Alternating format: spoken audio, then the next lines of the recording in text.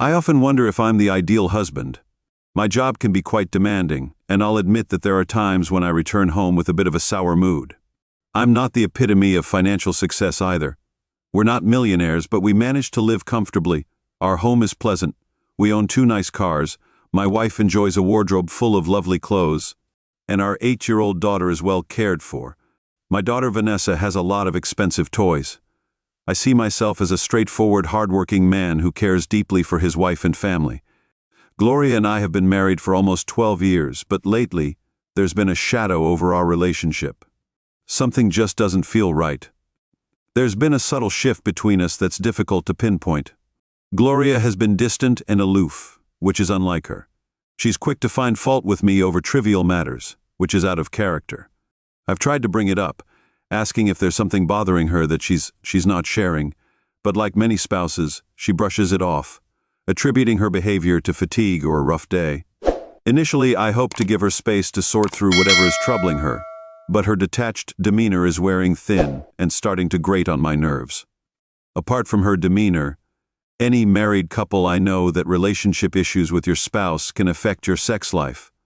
I've always tried to keep our love life lively and spontaneous because I'm a romantic at heart. I often surprise Gloria with gestures like bringing home a dozen roses after work to kickstart foreplay. These actions usually led to some intimate moments later in the evening. However, lately my romantic efforts were met with mere gratitude and a quick kiss on the cheek, instead of the appreciation I was hoping for. It seemed as if Gloria interpreted them as attempts to make amends for something. I'd been imagining wrongdoing for weeks. Gloria hadn't shown any initiative in intimacy. Her responses to my advances ranged from being not in the mood to citing the classic excuse of a headache. Even on the rare occasions when she acquiesced, she remained passive, leaving me to do all the work. As time went on, I found myself mentally withdrawing from the situation. I'd come home, spend time with our daughter, and avoid interacting with Gloria as much as possible, which only served to make things worse. I was feeling increasingly desperate. I took moments at work to reflect on how everything had started, and whether I might have inadvertently triggered Gloria's change in behavior. However, my attempts at introspection yielded no answers.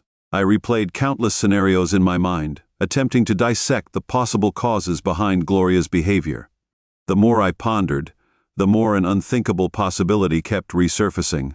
Could my wife be having an affair? I really didn't want to think that. I reassured myself that she would never betray our marriage. But every time I tried to piece together the puzzle, it seemed like there was a third element: me, Gloria, and a potential lover. Despite my attempts to dismiss the idea, it kept coming back to me. My curiosity got the better of me, so I looked into articles about signs of infidelity. I looked for changes in behavior, attire, and routines. I have to admit that I hadn't noticed any significant shifts in Gloria's appearance or habits. But my interactions with her were primarily limited to evenings after work.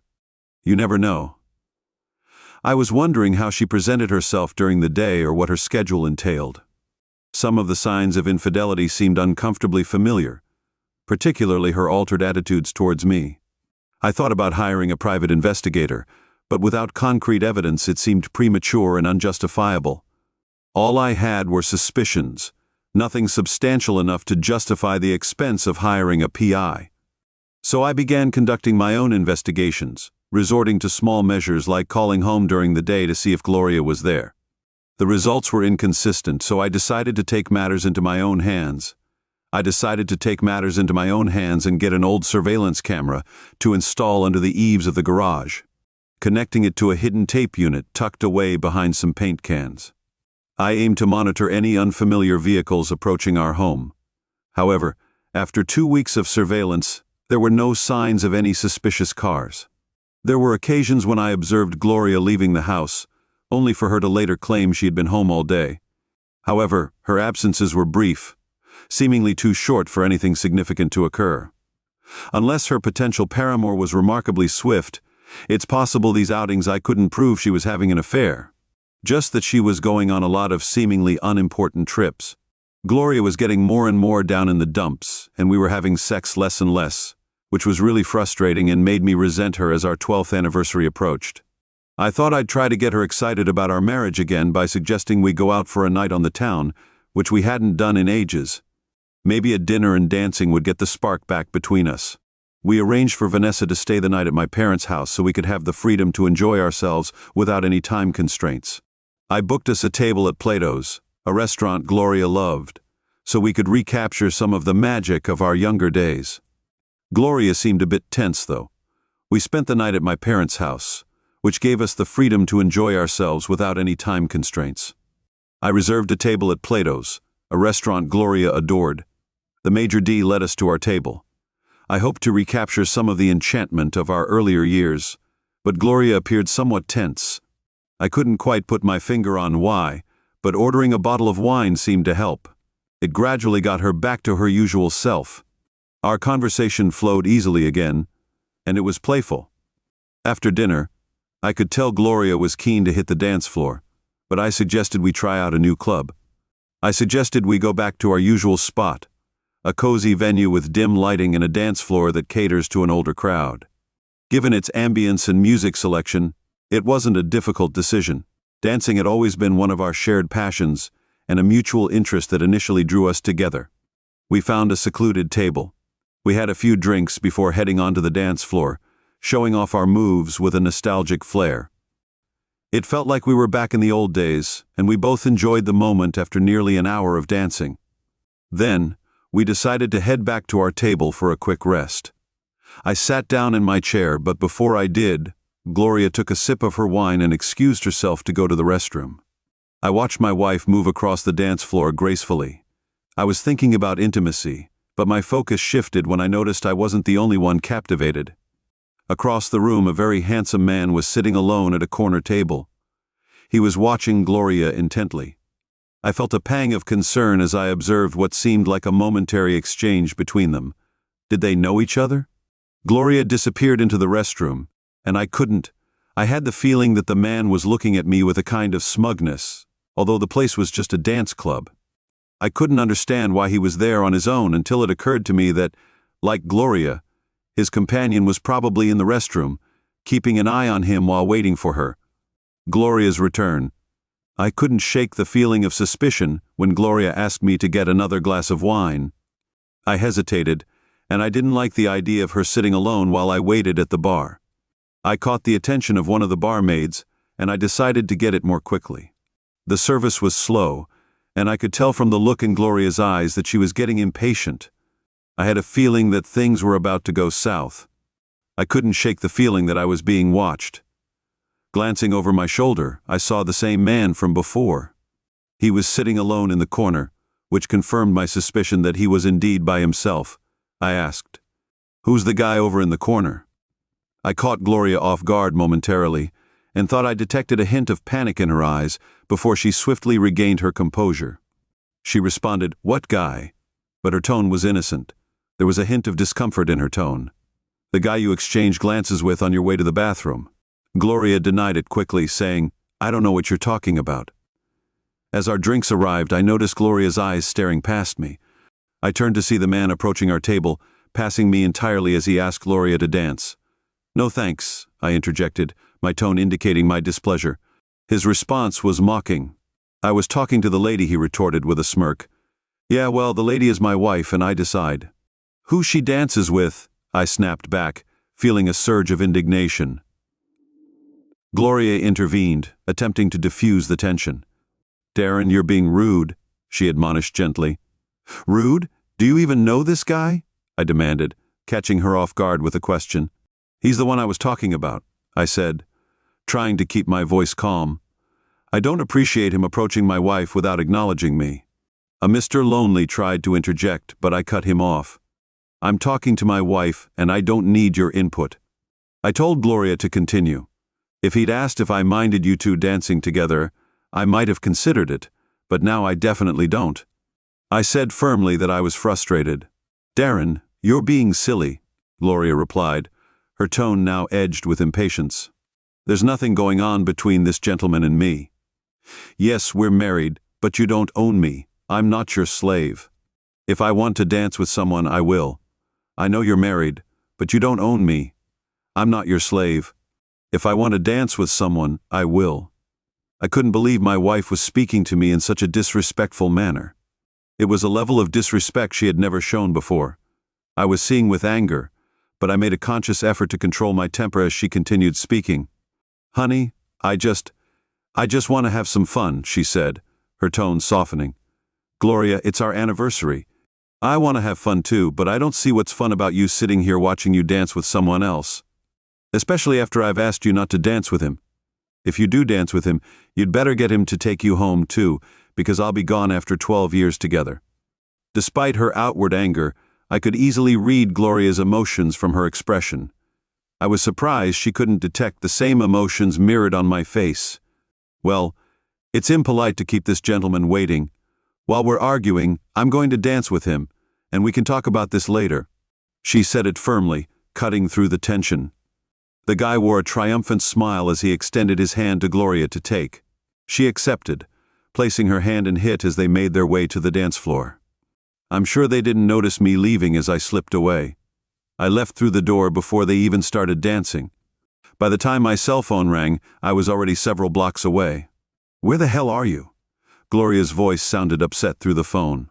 "I'm heading home to pack a bag," I responded. There was a moment of silence. "What do you mean pack? Where are you going?" she questioned. I was confused. I didn't know what to do. I needed to get away from her. I said firmly, "I've reached my limit." "You can't be serious." "Darren, it was just one dance. For heaven's sake. Are you really going to throw away 12 years of marriage over this?" she pleaded. "It's not just about the dance," Gloria said. "Why would you want to remain married to someone who treats you this way? You don't love or respect me. I haven't caught you in the act, but I strongly suspect you're cheating on me. Perhaps with the guy you just danced with. I saw the way you looked at each other when you went to the bathroom, and when he approached our table, he treated me with the same disdain a man shows to the husband of the woman he's involved with. Darren," her voice softened, "I love you and respect you. I swear there was nothing going on between that guy and me. I would never cheat on you. Why would you even think that? We haven't been intimate in over 2 weeks, and when we do, you're barely even present. You've been irritable and short-tempered. You've been acting like you don't respect me for the past 2 months. If you're not having an affair, you're certainly acting like you are." There was a long pause before she responded. "I'm sorry, Darren. I didn't realize. I'm sorry for how I acted. I'm sorry for tonight. I'm sorry I gave you reason to think I'm having an affair." He was quite attractive, actually. I noticed him while we were dancing, but I'm not having an affair with him. "Please, honey, please just come back and pick me up." "Nope, like I said, I've had enough. I told you if you danced with that guy, you'd have to find your own way home, and I meant it. I'm pulling into our driveway right now. By the time you get home, I'll be gone. If you are having an affair, maybe you should just go home with your lover boy and forget about me. Please believe me, I'm not having an affair. I'll get a cab, but please just wait there until I get home. We need to talk this out. Please, I'll be home shortly," she begged before abruptly ending the call. When I got home, I quickly packed a bag and left within 12 minutes. I was curious to find out if Gloria really took a cab or if the guy dropped her off. I drove down the block, turned off my lights, and waited 15 minutes. A yellow cab pulled into the driveway. Gloria got out quickly and went into the house. I was satisfied with what I saw, so I went to a motel almost immediately. My phone started ringing again, but I switched it off. I didn't have any proof that Gloria was unfaithful, but I still had my suspicions. I thought that Gloria and the man she'd been dancing with might know each other. Maybe I should hire a private detective. If I wasn't at home, maybe Gloria would seek solace from the next day. I got the yellow pages and found a promising private investigator. I went to his office and gave him a retainer. Then I went to work. My secretary, Joan, told me that Gloria had called 20 times already. I told her about our marital issues and why I hadn't called her back. I also told her to tell Gloria that I wasn't returning her calls. I also told the receptionist not to let Gloria into the office if she showed up. I had to give the PI a chance to uncover the truth. Now it was a waiting game. Later that afternoon, I received a call from Andrea, our neighbor. I was reluctant to answer, but I did. "Darren," she began again. "Gloria told me what happened the other night. She's been trying to apologize, but she says you won't speak to her." "That's correct." I replied firmly, "I have nothing to discuss with her. I could tell she was sighing. On the other end of the line, she also mentioned that you think she's cheating on you. Do you actually believe that? I'm afraid I do. I said her behavior has been odd for over 2 months. The incident the other night just confirmed my suspicions. She said no, but that's not quite right. I saw them exchange looks before he approached our table. He was really disrespectful towards me, and Gloria chose to support him. Despite my warning, she went along with it anyway. I think she's ignoring my feelings. I'm pretty sure those two are involved romantically. Darren, I think you're jumping to conclusions. I've been your neighbor for years. If Gloria was cheating on you, I'd have noticed. I've never seen any unfamiliar cars parked outside your house, nor have I seen any strange men coming and going. Please, she knows. Dancing with that guy was a mistake. She got upset because you told her not to, but she's realized you were right. Trust me, Darren. I know Gloria and she wouldn't cheat on you. I'm not so convinced anymore. Andrea, her actions the other night didn't exactly scream love. Please, Darren, just talk to her. You're never going to resolve anything if you refuse to communicate with her. I knew Andrea was making sense, but I needed time for the private investigator. Andrea, if you could let her know I'll call her in a couple of weeks, that'd be great. I still need some time to think things over. Okay, Darren, she agreed. I'll pass on the message, but please promise me you'll call her. I did, and he said he'd call her. I was really anxious for the next couple of weeks. I spoke to the investigator a few times, but he said there wasn't anything to report. Finally, he called me into his office. As I sat down, I was really nervous. He gave me a manila envelope and I could feel my hands shaking as I picked it up. He said I could skip the boring details and just look at the pages marked 5. I went straight to the bottom of page 5. I looked through the report until I found what I was looking for. After a thorough investigation, this office has found no evidence to support the client's suspicions of infidelity on the part of his spouse. I felt like the ground had shifted beneath me. I wasn't sure how to react. I glanced back up at the investigator. Are you? I was pretty sure, and I could hear the disbelief in my voice. Mr. Barnes, my team has been keeping a close eye on your wife over the past couple of weeks. We've been monitoring her movements, her communications, and following her wherever she's gone. We've also looked at her phone records and credit card statements. There's no sign of any affair. He said, I'm really happy for you. I was so relieved I was close to tears. I tried to keep it together. I was so relieved I wanted to break down in tears right there in his office.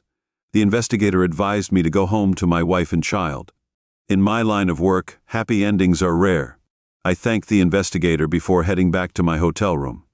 I needed some time to gather my thoughts over the weekend. By Monday morning, I felt ready to make a crucial call when Gloria, Hello, it's me. I replied, Are you okay? You sound upset. There was a brief silence before she spoke again. Darren, oh Darren. I'm so sorry. I just don't know what to do if you don't come back to us. I've tried to be strong for Vanessa, but I can't stop crying. I'm sorry. I realize now that I took you for granted. You were right. I should have made it clear to that guy that I was with my husband and not interested. I showed you. I didn't show you respect, and I don't know why. I do respect and love you, Darren. I promise I'll never make that mistake again if you give me another chance. Her heartfelt plea caught me off guard. It was a stark contrast to her demeanor at the dance club. As I hesitated to respond, she jumped to a conclusion. You're not. Are you coming back? She asked, her voice tinged with despair. No, Gloria, I'm coming back, I reassured her, but only on a trial basis. I want my wife back, the woman I fell in love with and married. She's here, Darren, Andrea insisted, her sincerity evident in her voice. We'll see after everything I've been through. The attitude, the lack of intimacy, the disrespect. I'm still not entirely convinced, Gloria. I need to go to the motel after work and gather my things, but I'll be home tonight. Darren, I love you. I'm really sorry for the way I treated you. I don't want to lose you, but I was still upset and I couldn't shake off my reservations. Despite the evidence to the contrary, I couldn't shake the feeling that Gloria knew the man from the dance hall. After work, I collected my belongings. When I got home, Vanessa was waiting for me at the door. She didn't know about our recent problems, but Gloria was there too, giving me a big hug and lots of kisses. I kissed her back, and I could feel that I still loved my wife. That was 2 years ago, and I still feel the same way now. Married life has been great. Gloria is the same woman I fell in love with, inside and outside the bedroom. A few months ago, she surprised me with a birthday party. We hadn't done much for my birthday in the past, but it's become a tradition now.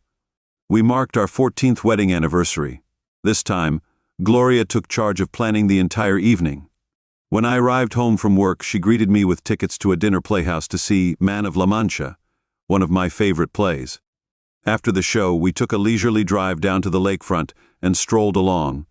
The beach was lit by the moon, and there was a gentle breeze from the lake. It felt like a scene from a romantic movie. "I love you," I whispered, feeling as if we were still in the honeymoon phase of our relationship. "I love you very much," my wife replied, her eyes sparkling with affection. Part 2, the Gloria side of the story, another harsh Chicago winter as she stepped outside. Gloria took a deep breath, enjoying the fresh scent of morning dew that lingered after the gentle April shower. A smile tugged at her lips as she reminisced about the warm, secure feeling of being wrapped in her husband's embrace while they lay in bed. As she walked to the car, Gloria listened to the soothing sound of rain on the roof. She noticed wild blue flowers sprouting from the lawn. They were a reminder of the resilience of nature in the face of winter, and of the desire for renewal and new beginnings that spring always brings. Humming along to the tunes on the car radio, Gloria made her way to the quaint coffee shop where she was meeting Zara, a good friend she hadn't seen in a while. Zara had a son the same age as Vanessa, Gloria's daughter. They'd become friends years ago at a school function and had stayed in touch. They were close friends, sharing in each other's joys and challenges. Zara had arrived before Gloria, snagging a cozy table in the corner by the window. When they saw each other through the glass, they exchanged waves and smiles. Gloria made her way inside, joining the line. The cafe was bustling, filled with the aroma of freshly brewed coffee. There were already a few customers waiting for their coffee when Zara saw Gloria coming in. She stood up with a big smile and they hugged each other before sitting down. "It's been too long," said Gloria. "How are you?" Zara replied. She was really happy to see Gloria and told her all about her family. They caught up with their friend, chatting about old times and sharing memories from school functions they'd attended together. They swapped stories about their kids, and Gloria couldn't help but notice how quickly time flies by. "You keep a secret, of course," Gloria replied, her eyes narrowing. "What's going on?" "I probably shouldn't even be telling you this," Zora confessed, her excitement evident. "I've been seeing this guy." Gloria's coffee halted midway to her lips as she fixed her friend with a look. Zora's eyes widened in surprise. "You're saying you're thinking about having an affair?" Zora's lips curled into a playful half-smile.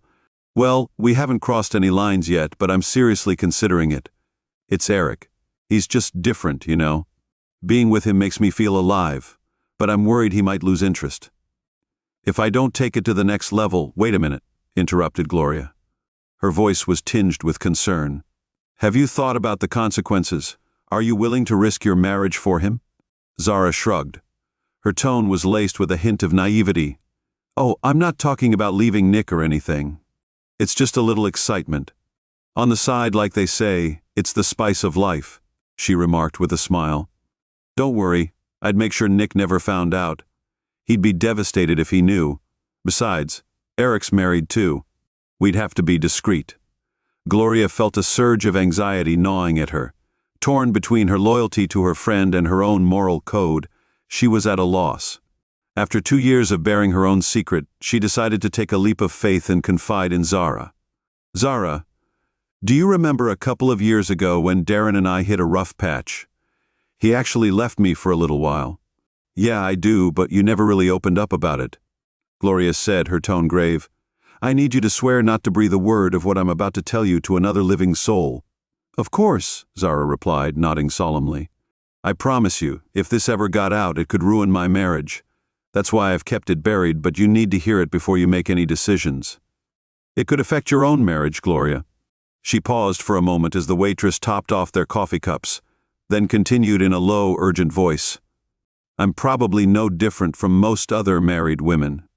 After 12 years of marriage, I started feeling bored and like everything was becoming routine. It was like After all those years, I looked around and realized I had no idea what I was doing or where I was going.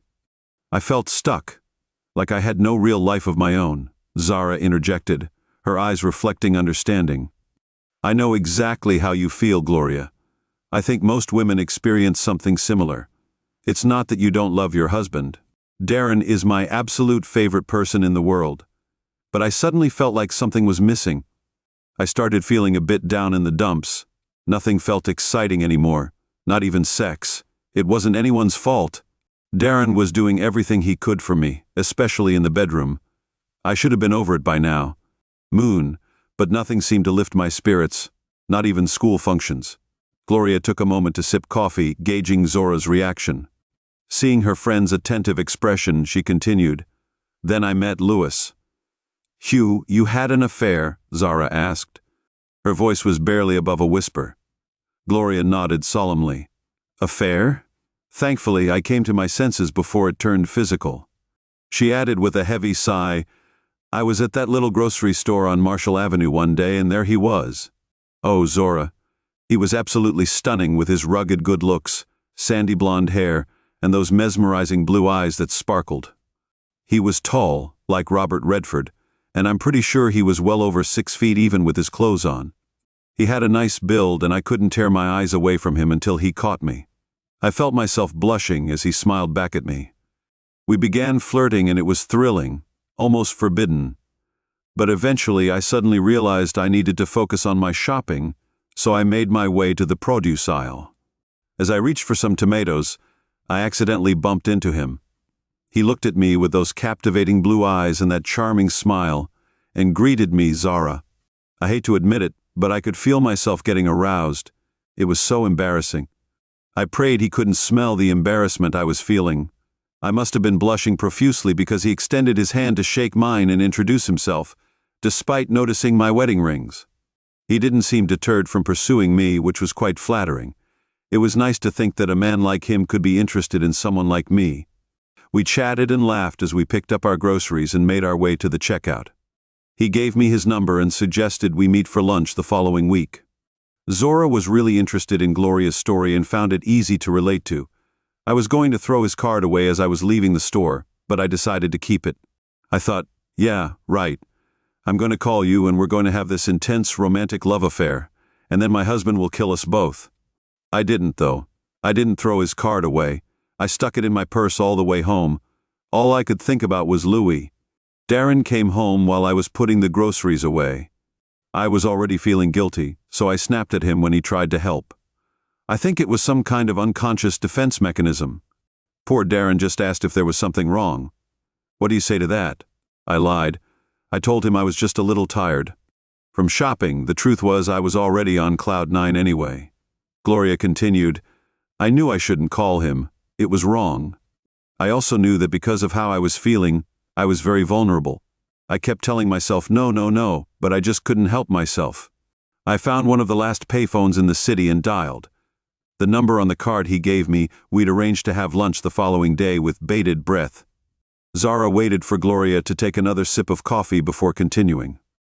As we were heading to the restaurant, my emotions were all over the place. I felt a mix of terror, excitement, and intense desire at one point during the journey. Our conversation was interrupted when LS reached across the table and clasped my hand. I was overwhelmed with the urge to be intimate with him, but a nagging sense of guilt or perhaps pure fear held me back. Regardless, I just couldn't bring myself to act on it, but Louis wasn't deterred. He had already begun his seductive tactics subtly. Darren was undermined and painted as unworthy of me, and I fell for it. I found myself resenting my husband before I knew it. Louis had skillfully manipulated me into believing that Darren didn't appreciate me. "Gloria, your situation sounds similar to mine," Zara remarked. "That's exactly why I'm sharing this. Zora, I just want you to understand what you might be getting yourself into. Your guy, has he started mentioning Nick yet?" "No, not really," Zora replied, pausing to reconsider. "Well, he's asked a few questions like, 'Does your husband realize how fortunate he is?' Stuff like that." "I see." Gloria nodded knowingly. "And I bet you're starting to think the same thing." "Well, Zara, it's crazy how things can just slide by when Darren left me." He said I'd been short with him for over 2 months, but I hadn't even realized. The same thing went for our intimacy. I couldn't muster up any passion with someone who I felt like Darren was taking me for granted. As Gloria recounted her experience, she could see a realization dawning in Zora's eyes. Think about it, Zora. What kind of man engages in an affair with a married woman? Can you picture Nick doing something like that? Nick? No, never. He wouldn't do that. Could she really be with someone who would do that to her? Gloria asked, and Zara thought about it. She went on anyway, and we met for lunch again the following week. By our third lunch, it was getting harder and harder to stay faithful to Darren. He persuaded me to go back to his apartment. I could tell he was getting frustrated with my excuses. I knew that if we met for lunch one more time, we'd end up in bed together. After our third lunch date, I mentioned that I needed to go shopping for a new dress because Darren had. I'd planned a special outing for our anniversary. I mentioned that we might revisit a dance club we used to frequent, reminiscing about the fun times we had there. Louis saw an opportunity and immediately seized it. He declared his intention to join us at the club, insisting he'd dance with me. I warned him against it, reminding him that it was our anniversary and dancing with someone else might upset my husband. I told him it was our anniversary and that dancing with someone else might upset my husband, but Louis brushed off my concerns. He said it would teach Darren a lesson and show Darren that other men desired me. He hoped it would make Darren appreciate me more. Oh dear, Gloria. He didn't actually. Show up, did he? Zara asked. He certainly did, Gloria replied. I spotted him as soon as we entered the club. I didn't acknowledge him, and Darren and I were enjoying ourselves until Louie approached and asked me to dance. Oh my goodness, Zara whispered, shocked. Yep, and, to top it off, he completely ignored Darren, even acting rudely towards him. Darren was offended and gave me an ultimatum, saying I couldn't dance with Louis. I got upset and insisted I would dance with him anyway. Darren warned me he wouldn't be there when we finished. Dancing, but who takes such threats seriously? Zara observed, Gloria's eyes brimming with emotion as she continued. As we hit the dance floor, I confronted Louis about his behavior towards Darren. I asked him why he had to be so disrespectful. He replied that he wanted to put Darren in his place. Needless to say, Louis kept me close while we danced. But at that point, my main concern was whether Darren was watching and getting even angrier. I was so preoccupied that I didn't even notice when the first dance ended and we started the second. When the music stopped, I told Louis not to ask for any more. I said I was going to spend the rest of the evening with my husband and headed back to our table. I saw Louis following me and asked what he was doing. He said he wanted to apologize to Darren. When we got back to the table, Darren wasn't there. Louis sat down. He got me a seat and said he'd wait with me until Darren returned. I had a feeling he wasn't going to apologize. I thought he was trying to cause trouble between Darren and me. Why would he do that? Zara asked. What would he gain from it? I turned to him and said, I think he was trying to create discord between Darren and me because he hadn't succeeded in seducing me yet. I imagine he hoped I'd turn to him for comfort, with the expectation that he'd end up consoling me in bed before the night was over. I assumed Darren had gone to the restroom, so I urged Louis to return to his own table. Louis went back to his own table, but he kept dragging his feet when the waitress approached. He took the opportunity to order us drinks. It was then that she asked if we wanted to open another tab. I was surprised. Darren had settled the bill before leaving Zara. I felt like I was watching my entire married life flash before my eyes. I couldn't believe he'd just abandoned me like that. Gloria was clearly distressed as she recounted her story, and Zara couldn't help but feel the weight of her friend's pain. Emotions stirred within Zara, and soon a solitary tear escaped her eye, tracing a path down her cheek. You shouldn't have to. Tell me all of this, Gloria, Zara said, her voice thick with empathy. Maybe we should stop here. No, I need to tell you everything. Sar, Gloria insisted, her determination evident. You need to understand the whole picture. It's important. She paused, collecting herself. Where was I? Right. I immediately reached for I quickly called Darren and asked him to come back and pick me up. That's when he dropped the bombshell. He thought I was having an affair with Louis. He said he was going to pack a bag and leave, unsure if he'd return. Gloria reached for a napkin, wiping away the tears that had gathered in her eyes. I was really taken aback, Zora. It was like a sudden revelation. Everything became clear. It wasn't Darren who was taking me for granted. He'd done everything he could to support me. It was me. I realized I was risking my entire... I really wanted Darren to come back so we could talk, but he refused, so I called a cab. What was LWIS up to during all of this? Zara asked. Oh, he wasn't giving up, not yet. He said Darren didn't deserve me and urged me to go home with him. I promptly shut him down. She recounted. He laughed, but he kept on trying. He followed me outside and tried to make a move as the cab pulled up. I didn't hesitate to give him a knee to the groin. I told him that any further attempts to contact me would result in a sexual harassment lawsuit. Zara reached out and grasped her. I grabbed my friend's hand as Gloria wiped away more tears. By the time I got home, Darren was nowhere to be found. I tried calling him, but his phone was off. Zara, I was terrified. I could see my marriage falling apart right in front of me. Everything we had built seemed to be on the verge of crumbling. The next day, I tried to get in touch with him at work, but he wouldn't speak to me. His secretary told me he'd asked the receptionist to stop me from seeing him if I turned up feeling desperate. I went to see Andrea, my neighbor. As Darren had a good rapport with, I thought she might be able to convince her husband to talk to me. Surprisingly, he did speak to her, but only to say that he needed time to think and to promise to contact me in a couple of weeks. I realized that pressuring him would be counterproductive, so I decided to give him the space he requested. Those 2 weeks were awful, especially when Vanessa was around. I forced myself to stay strong and told her that Darren was away, but in private I couldn't help but cry. I was afraid I had ruined our relationship. Darren was so angry, I doubted he would ever return, especially if he thought I had been unfaithful. Gloria paused, her voice choked with emotion. I'm sorry, she said to Zara, wiping away tears.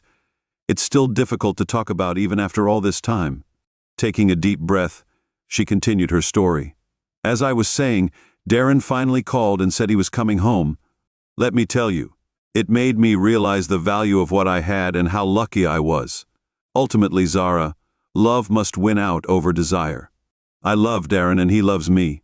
In my eyes, there's no man in this world worth jeopardizing that for. Wow, Zora responded thoughtfully. You're absolutely right. I can't imagine what I would do if my husband left me. Did you ever tell Darren the truth? Are you kidding? After nearly losing him, I couldn't risk it happening again. Zara, I live in constant fear that one day he'll uncover the truth. Since he returned home, I've tried to be the best wife I can be. I no longer take him or our marriage for granted. Every day, I thank my lucky stars for what I have and express my gratitude to Darren with all the passion in my heart. All I can hope for is that it's enough if he ever does find out the truth, Zara. I'm really grateful you told me your story. Thanks, Gloria. You've saved me from making a big mistake. Thanks again. The two girls chatted for a bit longer and then arranged to meet again soon. Gloria felt good knowing she'd helped her friend avoid a bad choice. Vanessa arrived home in time for a snack and a kiss from her mom after school. She's growing up so quickly. She'll be 10 soon. Where does the time fly?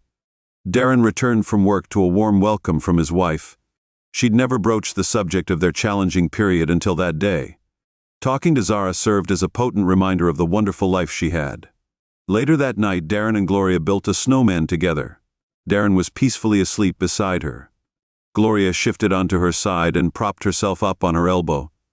She studied the lines on his face, each a testament to the passage of time and the memories they held. She traced a few of the newer lines, her heart swelling with affection and admiration for the man lying beside her. She gently pressed her lips against his. Darren's lips curved into a wide grin as their kiss deepened. He enveloped his beloved wife in a tight embrace, returning her affection with a passionate kiss. I thought you were asleep, Gloria whispered. Actually, I was lying here thinking about what to get Vanessa for her birthday, he replied. You know what she really needs? Gloria inquired. A baby brother or sister, Darren announced, although not entirely. The suggestion of expanding their family brought a smile to Gloria's face. It seemed her husband had just settled the debate for them. Well, her birthday is only 2 months away. Honey, shouldn't we get started? Gloria teased, her smile fading. You read my mind. 2 months later, Vanessa celebrated her 10th birthday with a grand party in the backyard. Mom and Dad invited all her friends, ensuring there was an after the celebrations, there was plenty of ice cream and cake for everyone. Gloria and Darren surprised their daughter with another big gift and the happy news of a new baby brother on the way. Thanks to everyone who listened to today's story.